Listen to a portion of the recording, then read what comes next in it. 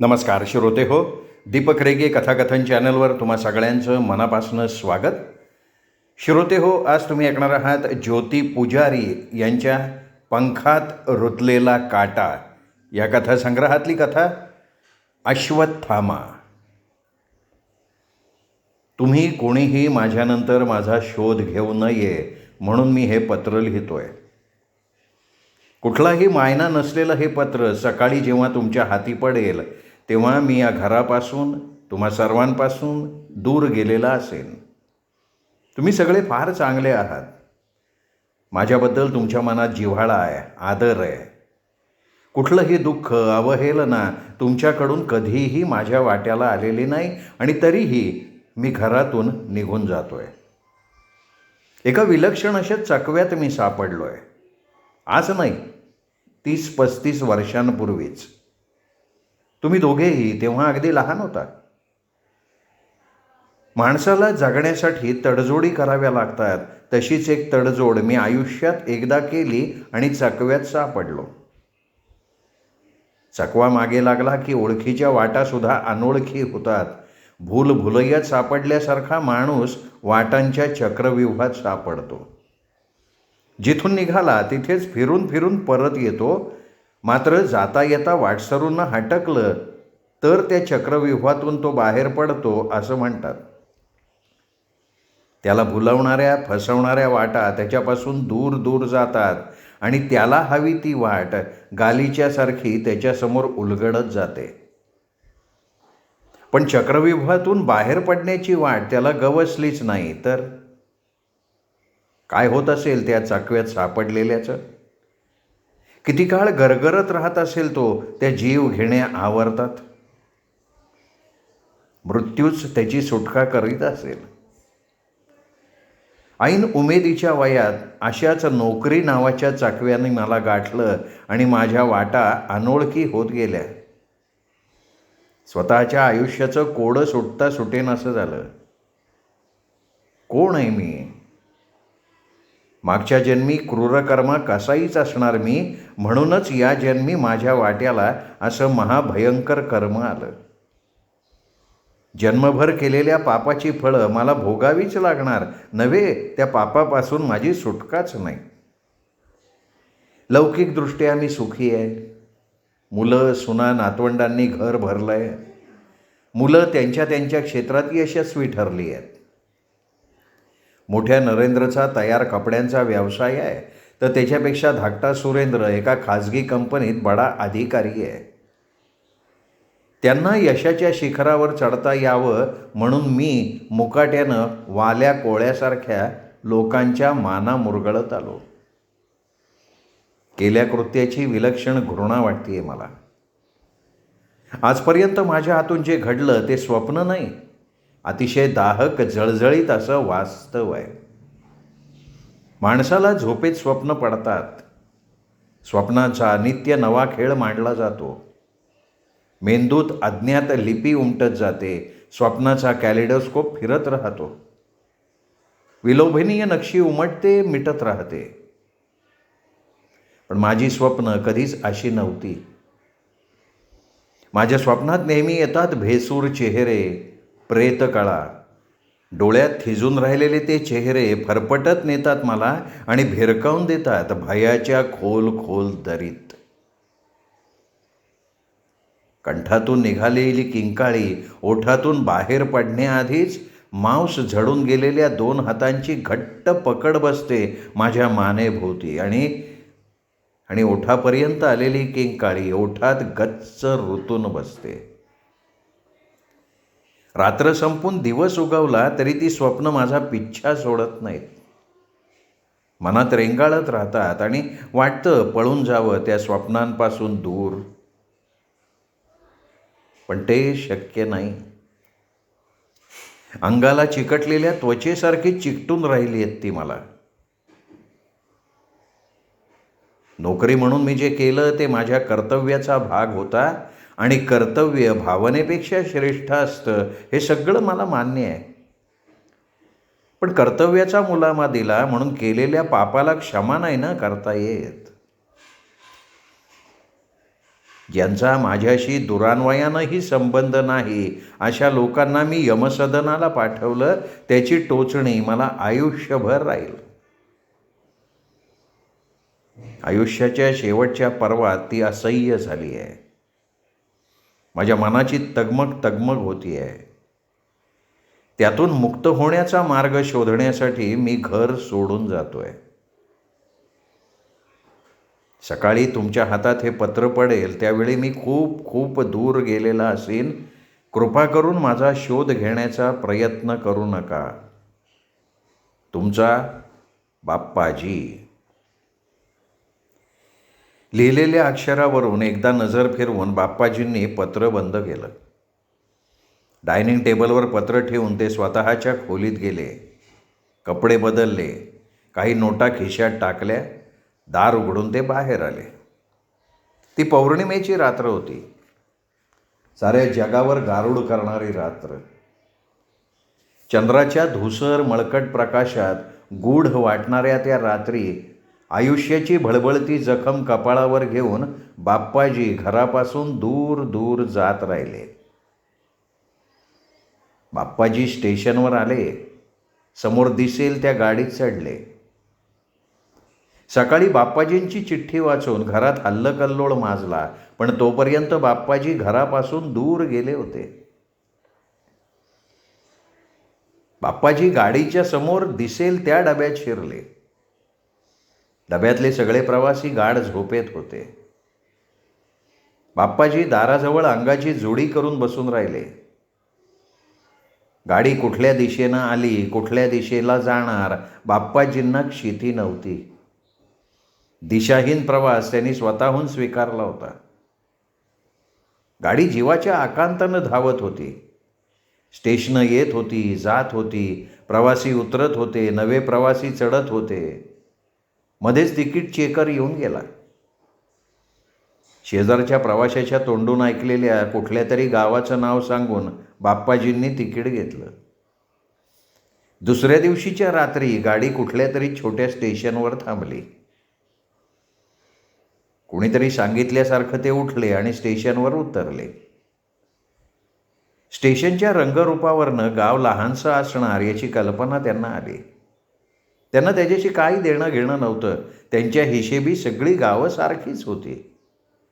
गावाचं नाव जाणून घेण्याचा प्रयत्नही त्यांनी केला नाही. त्यांनी काय फरक पडणार होता. स्टेशनातून बाहेर पडल्यावर समोर दिसेल त्या रस्त्यानं ते चालायला लागले. रस्त्याकडेला प्रकाशापेक्षा अंधार गडद करणारे मंद प्रकाशाचे दिवे, कौलारू घरं. रात्रीची वेळ असल्यानं गावात फारशी वर्दळ नव्हती. एखाद दुसरा वाटसरू रस्त्यानं येता जाताना दिसायचा तेवढा.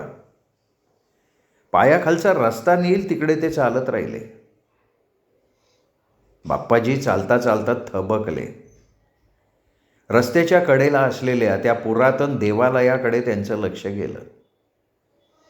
पायाला चिकटलेल्या वाटेतून स्वतःला सोडवून घेत ते त्या मंदिराकडे वळले. मंदिराच्या पायऱ्या चढून ते मंदिराच्या सभामंडपात आले. सभामंडपात काळोख होता.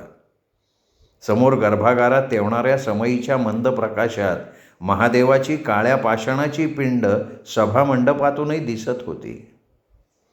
बेलफुलांचा गंध गाभाऱ्यात भरून राहिला होता. हळूहळू ते गाभाऱ्याजवळ आले. गाभाऱ्यात जाणं शक्य नव्हतं. मध्ये पितळी सळाखेंचा छोटासा दरवाजा होता, जो यावेळी बंद होता. पिंडीवरच्या अभिषेक पात्रातून थेंब थेंब पाणी पिंडीवर ठिपकत होतं. बाप्पाजींनी हात जोडले. जय जय शंभो म्हणत त्यांनी खालच्या थंडगार जमिनीवर स्वतःला झोकून दिलं. शिवस्तोत्र पुटपुटत ते उठले. दाराला टेकून बसत महादेवाच्या पिंडीकडे पाहताना त्यांच्या मनात आलं, आयुष्यभर पाठपुरावा करणाऱ्या कर्मातून मुक्ती मिळावी म्हणून तर दैवानं आपल्याला देवाच्या द्वारे आणून सोडलं नसेल. बाप्पाजींनी गाभाऱ्याच्या दारावर डोकं टेकवून डोळे मिटून घेतले. देवळाचे पुजारी कुलकर्णी अण्णा सकाळी सकाळी एका हातात पाण्यानं भरलेली कळशी, दुसऱ्या हातात पूजेचं ताट घेऊन देवळात आले. हातातली कळशी खाली ठेवत त्यांनी मंदिरातली घंटा जोरात वाजवली. जय शिव शंभो म्हणत परत कळशी उचलून ते गाभाऱ्याच्या दाराजवळ आले. गाभाऱ्याच्या दाराला टेकून झोपलेल्या त्या अनोळखी व्यक्तीकडे ते पाहतच राहिले.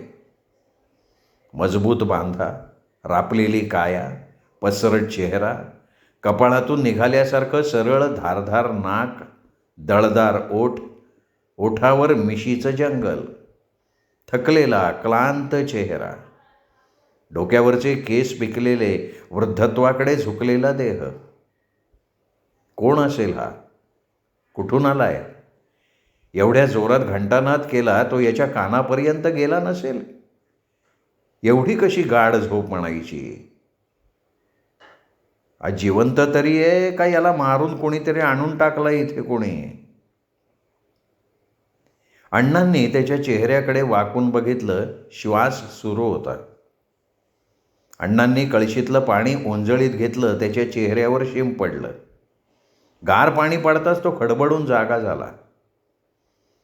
जांभळा कद नेसलेल्या गोऱ्यापान तेजस्वी सात्विक चेहऱ्याच्या अण्णांना समोर उभं असलेलं बघून तो चटकन उठून दारासमोरून बाजूला झाला. अण्णा पुढे झाले. कनवटीची किल्ली काढून त्यांनी दाराचं कुलूप उघडलं. ते गाभाऱ्यात गेले. गाभारा कळशीतल्या पाण्यानं स्वच्छ धुवून अण्णांनी कळशी पुन्हा भरून आणली. शिवपिंडीवरचं निर्माल्य एका बाजूला गोळा करून त्यांनी पिंड स्वच्छ धुतली. बरोबर आणलेल्या पंचांनी ती कोरडी केली. बाप्पाजी सभामंडपातल्या एका खांबाला पाठ टेकून गाभाऱ्यात चाललेली पूजा पाहत होते. पूजा आरती झाली. पिंडीवरच्या अभिषेक पात्रातलं पाणी बदलून झालं. कोपऱ्यात तेवत असलेल्या पुरुषभर उंच पितळी समईत भरपूर तेल घालून वात पुढे सरकवून अण्णांनी गोळा केलेलं निर्माल्य ताटात ठेवलं. महादेवाला हात जोडून ते गाभाऱ्यातनं बाहेर आले. गाभाऱ्याच्या दाराला कुलूप लावून त्यांनी किल्ली कनवटीला लावली आणि ते घरी जायला निघाले. त्यांची नजर समोर खांबाला टेकून बसलेल्या बाप्पाजींकडे गेली.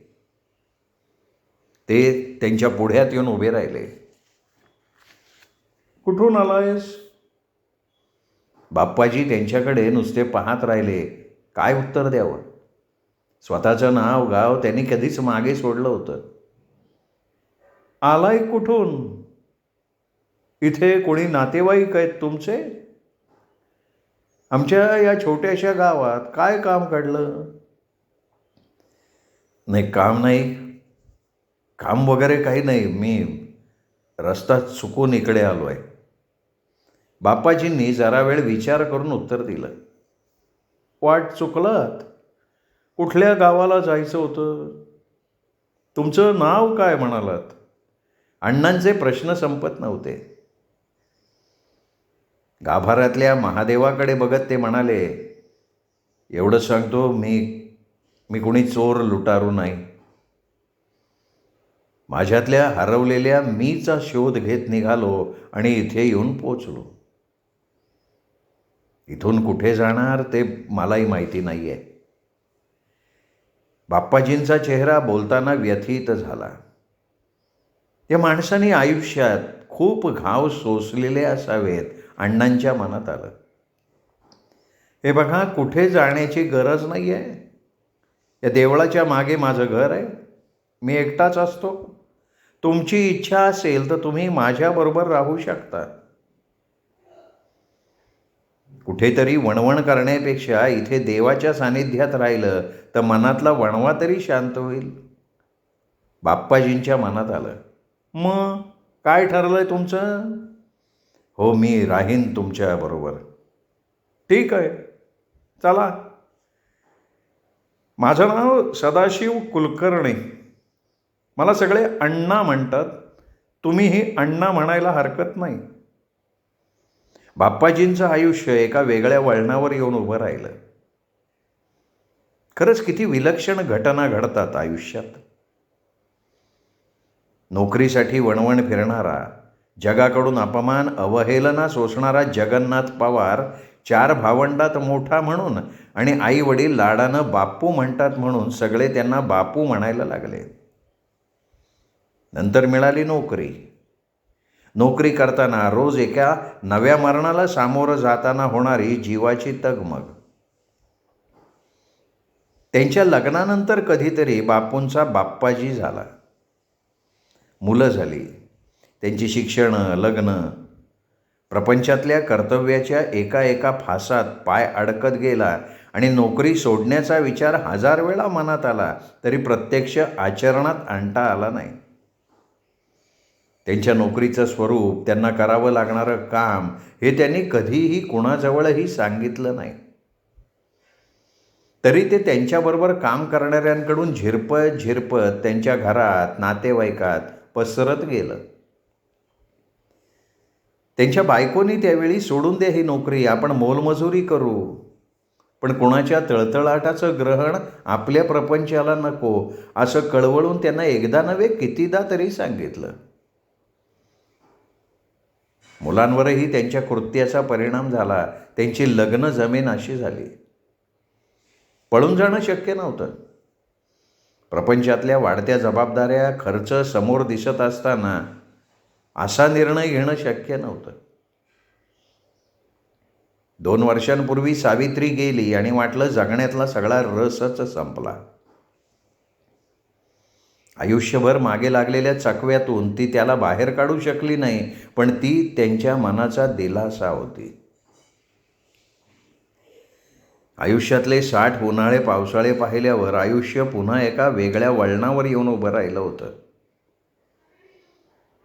आता बाप्पाजींचा शंकर झाला होता. नाव बदललं, गाव बदललं, तरी मनातली धगधगती खंत मात्र कायम राहिली. गावाच्या टोकाला असलेलं प्राचीन शिवमंदिर आणि शिवमंदिराचा परिसर रमणीय होता. गावापासून जरा दूर पडत असल्यानं देवळात फारशी वर्दळ नसायची. मात्र सोमवारी सकाळपासून भाविक देवळात ये जा करायचे. अण्णाचा उदरनिर्वाह गावाच्या मेहरबानीवर चालत होता. मंदिराची, परिसराची स्वच्छता, देखरेख, पूजा, अभिषेक अण्णांमुळे व्यवस्थित होत आहेत याची गावाला जाणीव होती.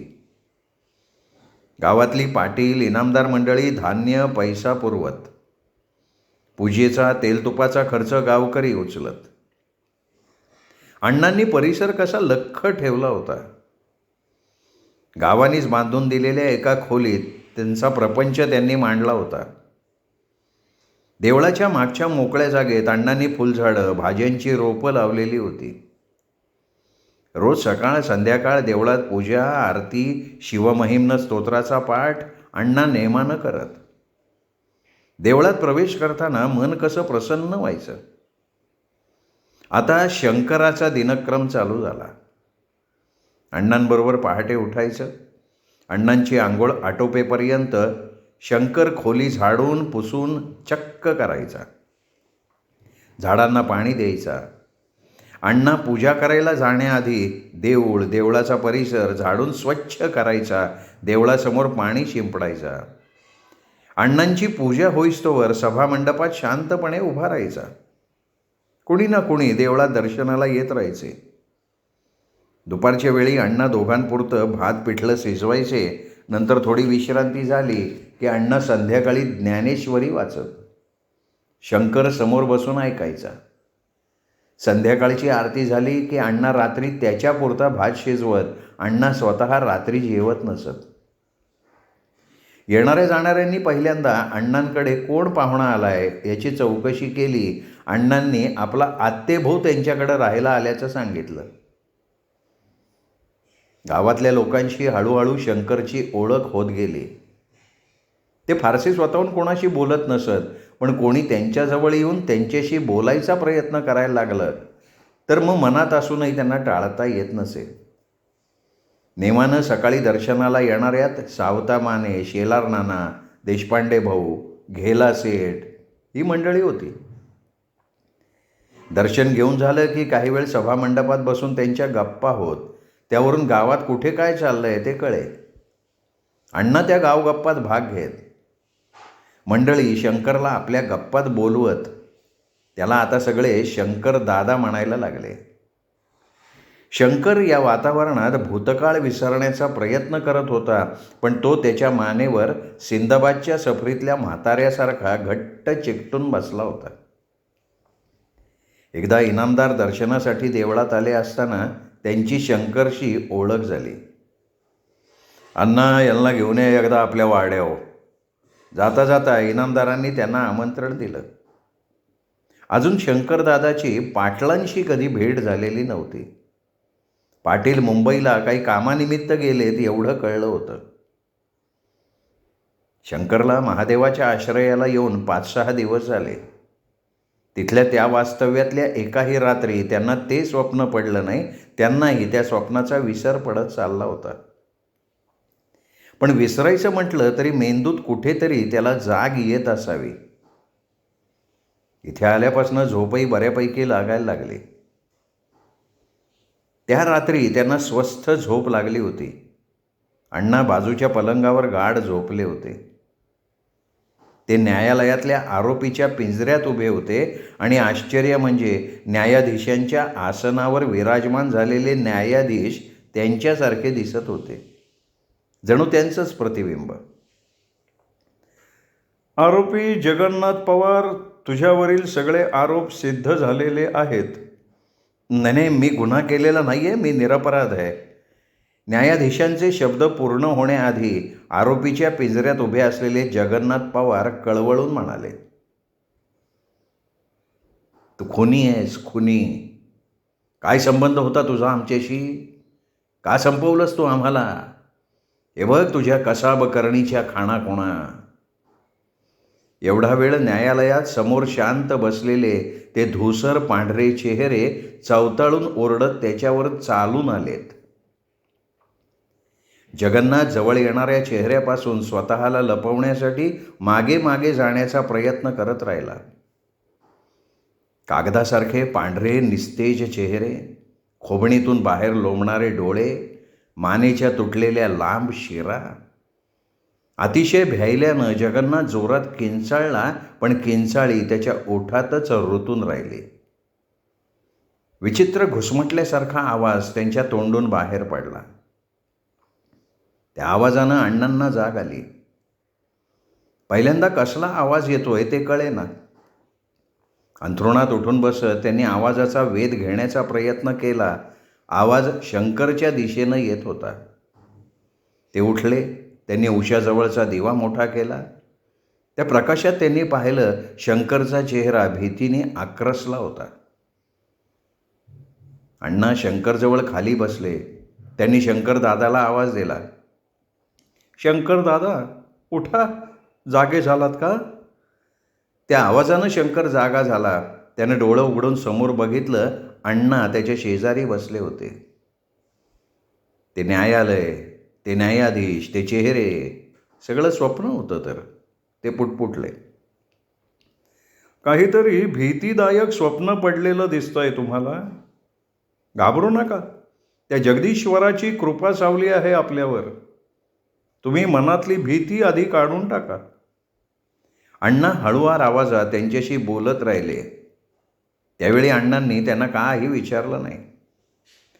दुसऱ्या दिवशी दुपारी विश्रांती घेत असताना अण्णा दारात बसून दूर कुठेतरी पाहत विचार करत बसलेल्या शंकरदादाकडे बघत होते. इथे आल्यापासून आपल्याच विचारात असलेल्या, कुणाशी फारसं न बोलणाऱ्या, डोळ्यात कायम अपराधी भाव असणाऱ्या शंकरच्या पूर्वायुष्यात असं काय घडलेलं असावं की त्या ओझ्याखाली ते चिरडून चाललेत. ते विचारावं म्हणून त्यांनी काही निश्चय केला. ते उठून शंकरदादाजवळ आले. शंकरदादा, खरं तर मला तुम्हाला विचारायचा काही हक्क नाही आहे, पण मला असं वाटतं की काहीतरी विलक्षण अपराध तुमच्या हातून घडला आहे. तुमची इच्छा असेल तर तुम्ही माझ्याजवळ मन मोकळं करू शकता. काही वेळेला माणसाला स्वतःच्या सुटकेचा मार्ग मिळत नाही. अशा वेळी दुसऱ्याची मदत घ्यायलाच लागते. मी कदाचित तुम्हाला काही मदत करू शकीन.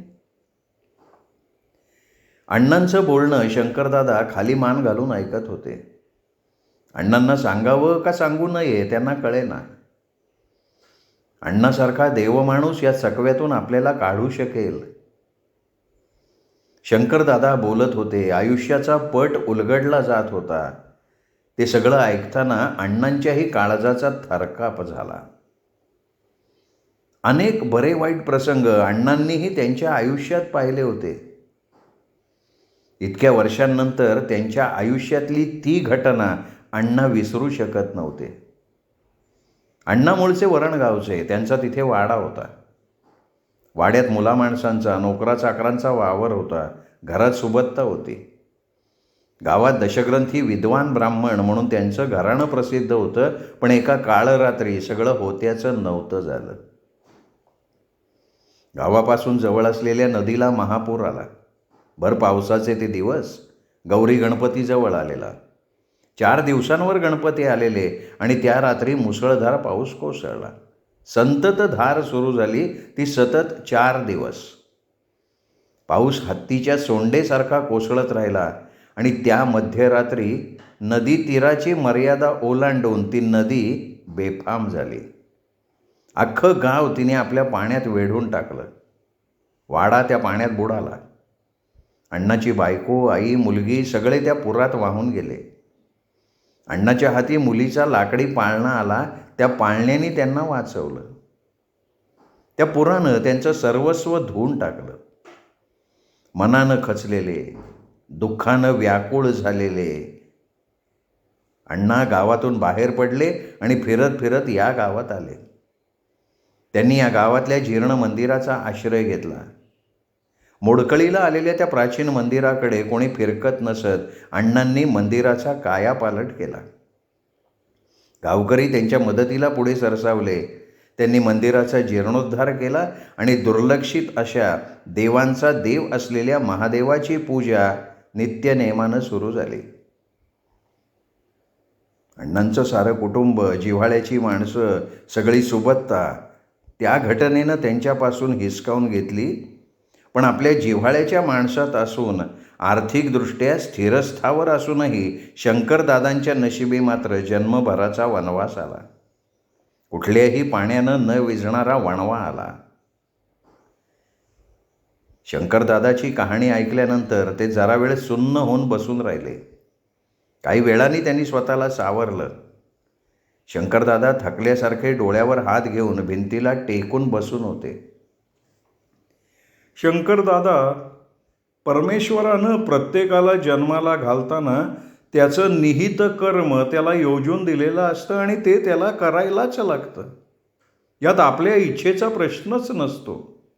जे वाट्याला येईल ते स्वीकारावं लागतं. तुम्ही कुठलंही पाप केलेलं नाही एवढं मात्र नक्की. तुम्ही तुमचं कर्तव्य केलंय. या गोष्टीला 15 दिवस उलटून गेले. या दिवशीची ती संध्याकाळ उगवली नसती तर कदाचित असेच दिवस साच्यातून काढलेल्या गणपतीसारखे एकसारखे उगवत मावळत राहिले असते. त्या संध्याकाळी अण्णा संध्याकाळची आरती करून नुकतेच खोलीवर परतले. शंकरदादांनी आरती घेतली. नकळत त्यांच्या तोंडून कधीतरी केलेल्या महामृत्युंजयाच्या जपाचे शब्द बाहेर पडायला लागले. ओम त्र्यंबकम यजामहे. काय चाललंय अण्णा? झाली की पूजा? सभामंडपातून गडगडाटासारख्या आलेल्या आवाजानं शंकरदादांनी समोर बघितलं. सभामंडपात उजळलेल्या दिव्याच्या उजेडात समोर उभ्या राहिलेल्या त्या धिप्पाड शरीराच्या व्यक्तीकडे पाहताना शंकरदादांचे शब्द ओठातच विरून गेले. हातातलं आरतीचं तबक निसटून खाली पडलं. तुम्ही कोण आहे? इथं काय करताय तुम्ही? आणि अण्णा कुठे गेले? हा काय, मी तुमच्या मागेच आहे. पाटील, आलात केव्हा मुंबईहून? हे काय आजच येतोय? देवळात हे नवखं माणूस कोण आणले? माझा आत्तेभाऊ आहे. शंकरदादा पुतळ्यासारखे उभे होते. शंकरदादा, हे हेरंबराव पाटील आपल्या गावातली मोठी आसामी आहे बरं. यांचं नाव ऐकलंच आहे तुम्ही?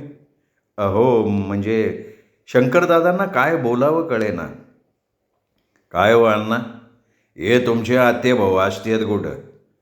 नाही नाही, यांना कुठंतरी बघितल्यासारखं वाटते. आत्ता एकदम आठवत नाही मला, पण चेहरा ओळखीचा वाटतोय बरं का. बाकी पाटील मुंबईला या खेपेला खूप रमला आता. अण्णांनी विषय बदलला तरी पाटील वारंवार त्याच्याकडे टक लावून पाहत होते. रोज दर्शनाला येणाऱ्या माने वगैरे मंडळीच्या गप्पातून पाटलाचं नाव शंकरदादांनी ऐकलं होतं. त्याचवेळी त्यांच्या मनात शंकेची पाल चुकचुकली, पण स्वतःची त्यावेळी समजूत काढली होती. पण त्यांची शंका खरी ठरली होती. पाटलाच्या रूपानं त्यांचा भूतकाळ त्यांच्या समोर उभा होता. त्या रात्री त्यांना रात्रभर झोप लागली नाही. काहीतरी अघटित घडणार त्यांचं मन त्यांना सांगत होतं आणि घडलंही तसंच. दुसऱ्या दिवशी संध्याकाळी अण्णा आरतीची तयारी करत होते. शंकरदादा सभामंडपातले दिवे उजळवत होते. बाहेर आभाळ गच्च भरून आलेलं होतं. विजा कडकडत होत्या. अण्णा आरतीला सुरुवात करणार तेवढ्यात दुरून गलका ऐकू आला. काय गोंधळ आहे ते पाहण्यासाठी अण्णा दाराजवळ आले. शंकरदादा डोळे विस्फारून पाहत होता. गावातले तरणे ताठे म्हातारे ओरडत ओरडत देवळाकडे येत होते. सगळ्यांच्या पुढे पाटील होते. शंकरदादांना समोर बघता सगळे चवताळून त्यांच्या अंगावर धावले. अण्णा धावत पळत त्यांच्यामध्ये आडवे आले. अण्णा अण्णा तुम्ही बाजूला व्हा तुम्ही. अण्णा ह्या माणसाने देव वेटाळलाय, मंदिर वेटाळले. अण्णा तुम्ही खोटं बोलला अण्णा. यो माणूस तुमचा आत्तेभाव असूच शकत नाही. अहो 30 वर्ष जेलात मुडदे फरस म्हणून काम करणारा हा यो जल्लाद, आणि याला तुम्ही देवळात आसरा दिला वय. पाटील शांत व्हा, माझं ऐका, थोडं ऐका. तुरुंगात खुनासारखं अमानुष कृत्य करणाऱ्या गुन्हेगाराला फासावर लटकवणारा कायदा आहे, आणि या माणसाने फक्त कायद्याच्या हुकुमाची अंमलबजावणी केली आहे. अंमलबजावणी केली म्हणे. याचे हात दुसऱ्याच्या रक्तात रंगलेत. यांनी एक नाही दोन नाही कितीतरी मनुष्यवध केलाय. पाटील तसं नाही आहे बरं का काही. अण्णा पाटलाला आवरण्याचा प्रयत्न करत होते. नाही कसं म्हणताय, मी स्वतः होतो त्या तुरुंगात राव. त्या वेळेला याची आणि माझी गाठ पडली. माझ्या मानेभोवती यांनीच फास आवळला असता, पण मी सुप्रीम कोर्टात गेलो, तिथं निर्दोष सुटलो. हायकोर्टानं तर फाशीची शिक्षा ठोठावली होती. म्हणजे पाप केलं त्या रामोशेनी आणि फास पडत होता माझ्या गाड्याभोवती. पाटील एखादा पराक्रम सांगावा तसं सांगत होते, पण अख्ख्या गावाला माहिती होतं की पाटलाचं तमाशात नाचणाऱ्या शेवंताशी लफडं होतं. त्यांना पाटलीणबाईंनी अडवण्याचा प्रयत्न केला तेव्हा रामोशाकडून पाटलाने तिचाच काटा काढला. संशयावरनं पाटलाला झाली अटक. या सगळ्या प्रकरणात पाटलांनी भरपूर पैसा ओतला. ते सही सलामत सुटले. ते तुरुंगात असताना त्यांची जगन्नाथ पवार उर्फ बाप्पाजींशी भेट झाली होती. पाटील लालबुंद डोळ्यांनी शंकरदादाकडे खाऊ का गिळू या नजरेनं पाहत होते. त्यांच्या पूर्वायुष्यातला हा साक्षीदार त्यांना डोळ्यासमोर नको होता.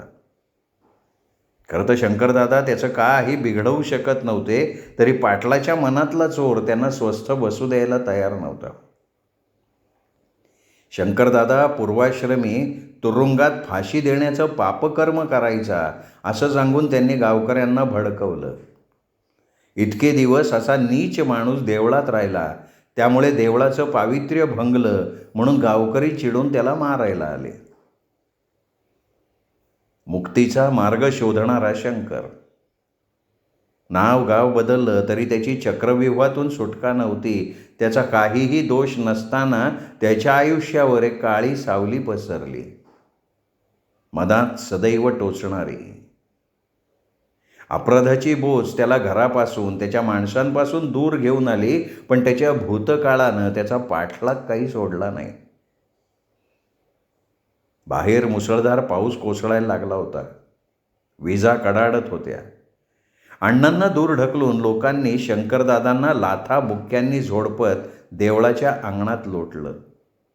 त्याला वाचवण्यासाठी अण्णा धावले. पावसात चिखलात गलितगात्र पडलेल्या शंकरदादाच्या अंगावर अण्णांनी स्वतःला झोकून दिलं. तेवढ्यात जोरात वीज कडाडली. आगीचा प्रचंड लोळ आकाशातून तुटून मंदिराच्या दिशेनं झेपावला. मंदिरावर कडकडत वीज पडली. त्या तेजानं, आवाजानं अण्णांनी डोळे मिटून घेतले. जरा वेळाने त्यांनी डोळे उघडून समोर बघितलं. मंदिरावर वीज कोसळल्यानं मंदिराच्या सभामंडपाचं छत खाली कोसळलं होतं. पापपुण्याचा निवाडा करायला आलेली माणसं त्याखाली दबली होती. देवळासमोर अण्णा शंकरदादा सुखरूप होते. ईश्वरानं कोण पापी कोण पवित्र त्याचा निवाडा दिलेला होता. समोरच्या युद्धभूमीवर उभे असलेले योद्धे माझे आप्त आहेत, त्यांना मी कसं मारणार म्हणून संभ्रमित झालेल्या गलितगात्र होऊन बसलेल्या अर्जुनाला कृष्णानं सांगितलं, तू मारणारा नाहीस, ते मारणारे नाहीत, सगळी माझीच रूपं आहेत. सर्वांठाई मीच आहे, तू फक्त तुझं कर्म कर. शंकरदादांचाही जन्मभर अर्जुन झालेला होता. शंकरदादांनी आपलं कर्म निष्ठेनं पार पाडलं. त्यांनी कुठलंही पाप केलं नाही याचा निर्वाळा ईश्वरानं दिला होता. आता तरी अश्वत्थाम्याच्या कपाळावरची जखम भरून यावी. आयुष्यभर मागं लागलेल्या चकव्यातून शंकरदादांची मुक्तता व्हावी, नव्हे ती त्या घटनेनं झाली. कडाडत्या सौदामिनीनं त्यांच्या आयुष्यातल्या सगळ्या अनोळखी वाटा पुसून टाकल्या. श्रोते हो, तुम्ही ऐकत होता ज्योती पुजारी लिखित कथा अश्वत्थामा. अश्वत्थामा कसा वाटला कमेंट करून जरूर कळवा. कथेचा व्हिडिओ लाईक करा, हाईप करा. कथाप्रेमी मित्रपरिवारात, नातेवाईकात हा व्हिडिओ शेअर करा. चॅनल सबस्क्राईब करायचं राहून गेलं असेल तर चॅनलही सबस्क्राईब करा. भेटूयात दीपक रेगे कथाकथन चॅनलवर अशाच उत्तमोत्तम लेखकांच्या उत्तमोत्तम कथा कादंबरी ऐकत राहण्यासाठी. नमस्कार.